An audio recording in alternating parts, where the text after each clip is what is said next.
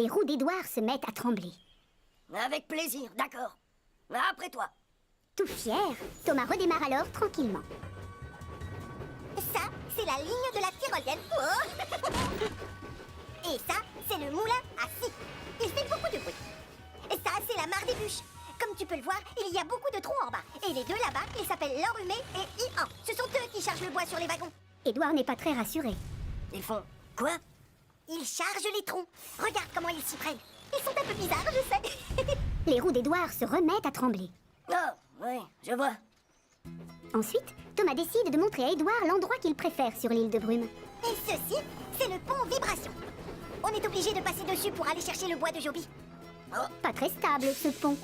N'aie pas peur, ça secoue un tout petit peu. Prenant son courage à deux roues, Édouard s'avance lentement en se demandant comment la passerelle tient encore debout.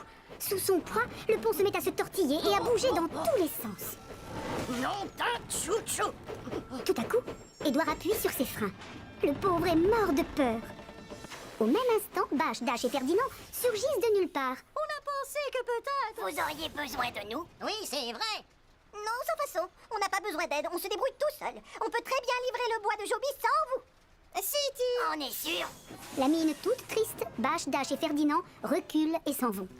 Tout de suite après, Thomas s'approche doucement du vieil enrhumé en tirant un wagon plat vide. On va charger ces troncs en moins de 5 minutes. Les rouages du vieil enrhumé se mettent à grincer. Il tousse et sursaute. De la fumée noire et blanche s'échappe de ses moteurs. C'est le signal qu'il va passer à l'action et ça ne rassure pas le pauvre Édouard. Oh, j'ai peur. Non, ne t'inquiète pas. Tout va bien se passer. Soudain, l'enrhumé attrape avec son crochet plusieurs troncs à la fois, puis il tourne sur lui-même encore et encore. Les arbres s'envolent dans tous les sens. Il y en a même qui atterrissent sur Édouard. Oh, mais quelle horreur. Au secours. Thomas ne s'attendait pas à ça. Ça perd les poupettes. Bâche, Dash et Ferdinand reviennent alors leur parler. Bravo, c'est malin. Reconnaissez-le. Vous avez besoin de nous. Oui, c'est vrai. Oh. Non, sans façon. On a besoin de personne. On se débrouille tout seul. On va aller livrer le bois à Chicalor. Sans vous. Si tu... On est sûr. Bâche, Dash et Ferdinand retournent tristement vers Chicalor. Thomas, lui, décide d'aller voir Ian. Je parie que lui va nous aider. Le problème, c'est que Ian est en panne d'essence.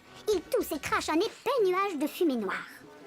De la suite se dépose sur James et sur le gros contrôleur qui, mettez-vous à sa place, se fâche tout rouge. Thomas, explique-moi ce qui se passe. Le maire attend le bois pour commencer les travaux. Édouard fait de la balançoire sur le pont et j'aperçois des troncs qui sautent comme des grenouilles. Et en plus... Ma belle peinture rouge est toute tachée.